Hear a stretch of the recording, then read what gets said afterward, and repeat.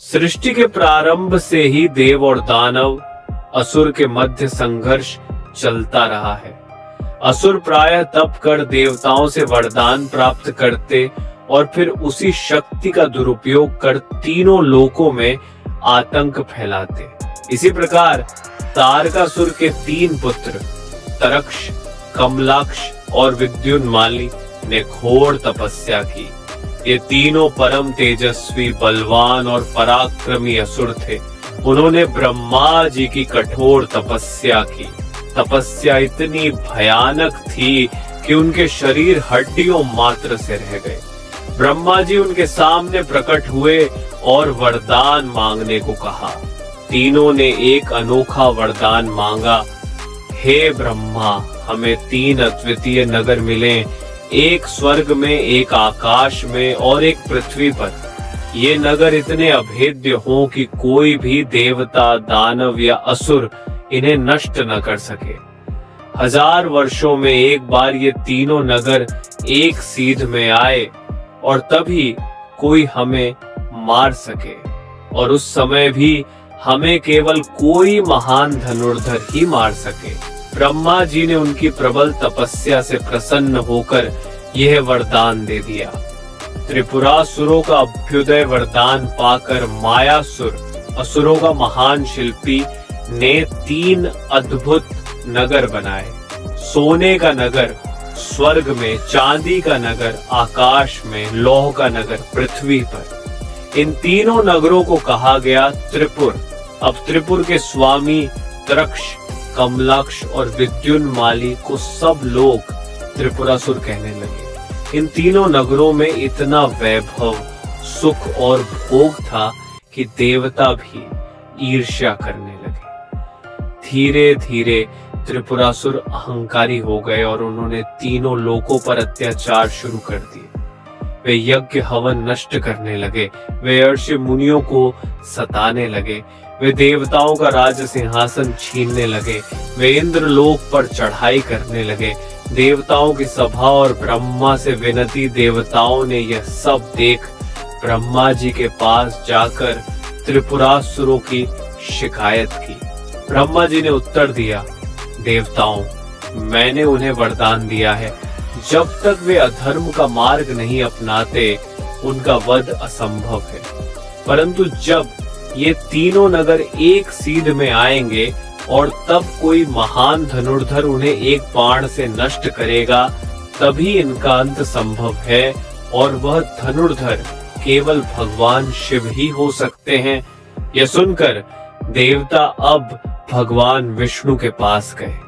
विष्णु ने कहा, त्रिपुरासुरों के विनाश के लिए शिव की शरण ही एकमात्र उपाय है, परंतु शिव को सहज ही रुष्ट या प्रसन्न करना संभव नहीं। हमें उन्हें उचित समय पर विनती करनी होगी।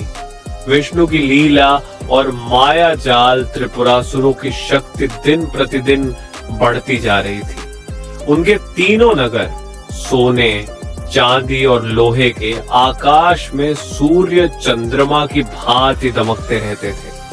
देवता भयभीत होकर उनकी ओर देखने मात्र से कांप उठते। नगरों में अपार संपत्ति, भोग विलास और मायावी शक्तियों का अपार भंडार था। धीरे धीरे त्रिपुरासुर अपने अहंकार में डूबने लगे। उन्हें विश्वास हो गया कि अब कोई भी देव, असुर या मनुष्य उनका कुछ नहीं बिगाड़ सकता। यही वह क्षण था जब उनके अंत की नींव रखी गई। भगवान विष्णु, जो सृष्टि के पालन करता है, देवताओं की व्यथा देख रहे थे। वे समझ गए कि त्रिपुरासुर सीधे बल प्रयोग से नहीं मारे जा सकते, क्योंकि उनके पास ब्रह्मा का वरदान था। इसलिए उन्होंने माया का प्रयोग करने का निश्चय किया। विष्णु ने अपनी अद्भुत योग माया से एक नया दर्शन रचा। उन्होंने एक ऐसा मार्ग प्रस्तुत किया जो देखने में धर्म जैसा था, परंतु वास्तव में अधर्म का मार्ग था। इस नकली मार्ग में वेद वाक्यों की तोता रटंत थी, पर सार और आत्मा अनुपस्थित थी। यज्ञों का बहिष्कार था, परंतु बाहरी आडंबर था। विष्णु स्वयं एक सुंदर आचार्य के रूप में प्रकट हुए। उनके चारों ओर शिष्यों की भीड़ लग गई।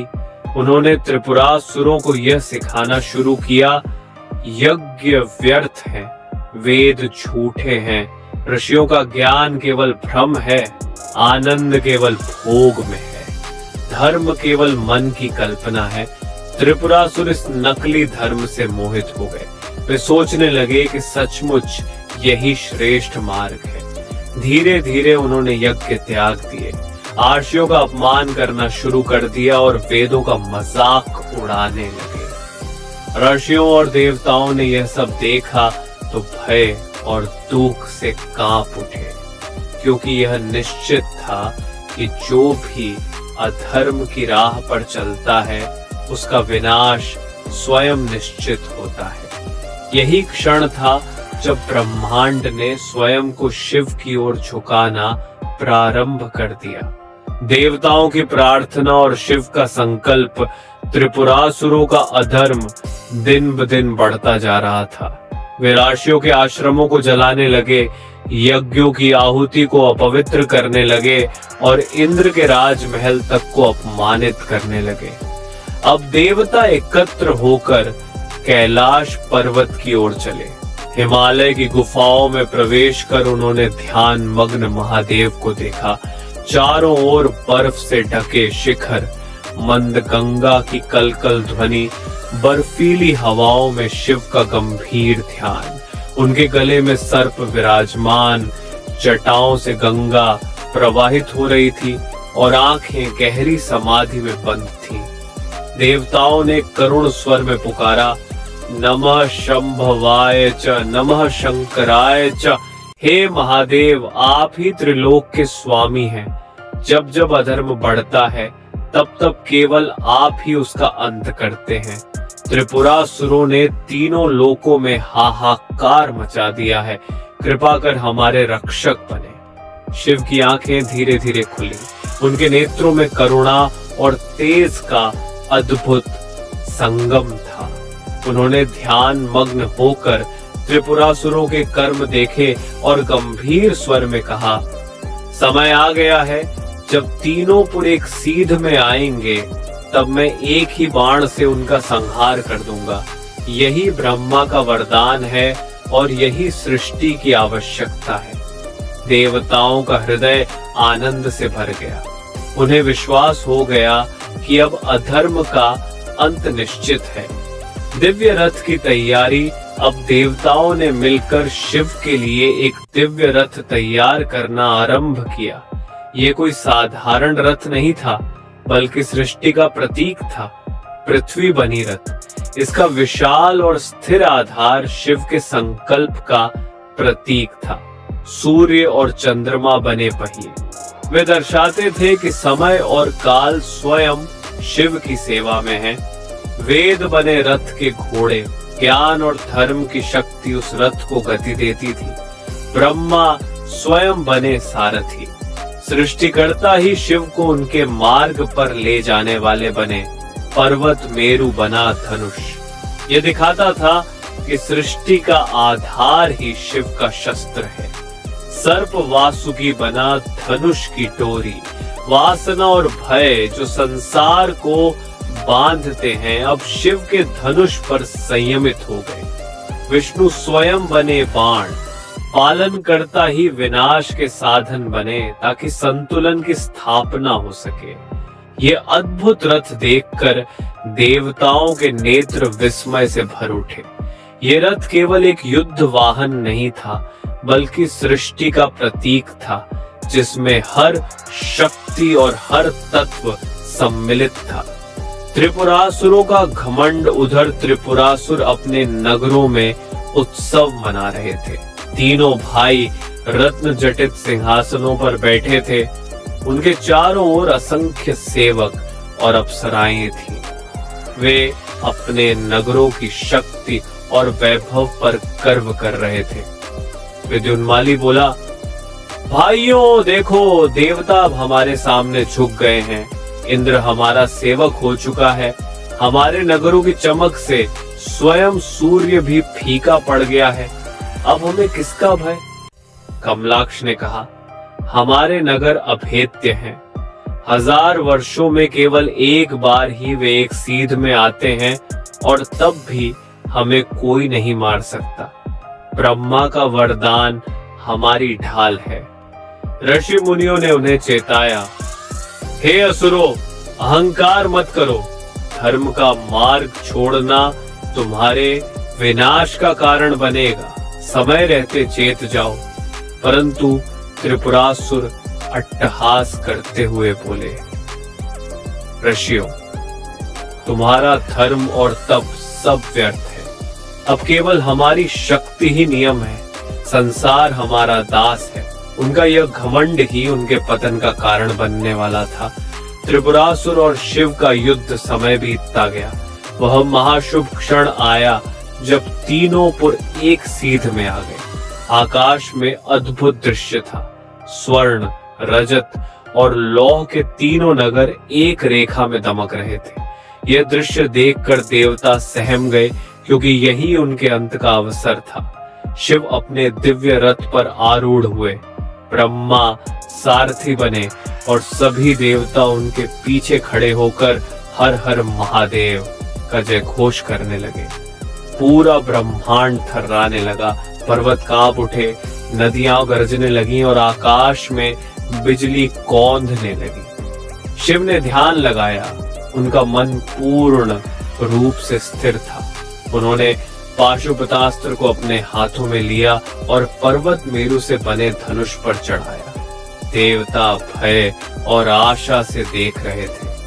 त्रिपुरासुरों का संहार शिव ने जब धनुष की डोरी खींची तो पूरा आकाश गूंज उठा।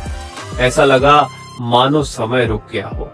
देवताओं ने एक स्वर में पुकारा, जय त्रिपुरांतक महादेव, हर हर महादेव। जैसे ही शिव ने बाण छोड़ा, वह बिजली की भांति चमका और आकाश को चीरता हुआ तीनों पुरों की ओर बढ़ा। क्षण भर में तीनों नगर अग्नि की ज्वाला से घिर गए। सोने का नगर, चांदी का नगर और लौह का नगर सभी राख में बदल गए। त्रिपुरासुर और उनके अनुयायी ध्वस्त हो गए। आकाश में गड़गड़ाहट हुई। देवताओं ने आनंद पूर्वक पुष्प वृष्टि की। अप्सराएं नृत्य करने लगी। गंधर्वों ने वीणा बजाई। महादेव शांत भाव से खड़े रहे। उनके नेत्रों में न कोई घमंड था, न क्रोध, केवल करुणा और संतुलन की आभा। उन्हें तब से कहा जाने लगा त्रिपुरांतक, त्रिपुर का नाश करने वाला। देवताओं ने प्रणाम कर कहा, हे महादेव, आपने पुनः धर्म की स्थापना की। हम आपके ऋणी हैं। शिव ने केवल मुस्कुराकर कहा, स्मरण रखो, जब जब अहंकार बढ़ता है और धर्म भटकता है, तब उसका अंत निश्चित है। मेरे शस्त्र केवल उसी के लिए उठते हैं। उपसंहार और शिक्षा त्रिपुरासुर वध केवल एक युद्ध कथा नहीं है, बल्कि यह गहरा प्रतीक है। तीनपुर अहंकार, राग और द्वेष के प्रतीक हैं। ये तीनों जब एक साथ मनुष्य के जीवन में प्रबल हो जाते हैं, तब आत्मा बंधन में फंस जाती है। भगवान शिव का एक ही बाण, ज्ञान और भक्ति का प्रकाश, इन तीनों को नष्ट कर देता है। इस प्रकार त्रिपुरासुर वध की कथा हमें यह शिक्षा देती है कि जब तक हम अहंकार, वासना और द्वेष को नहीं त्यागते, तब तक मुक्ति संभव नहीं। केवल शिव का स्मरण और ज्ञान का प्रकाश ही हमें मुक्त करता है।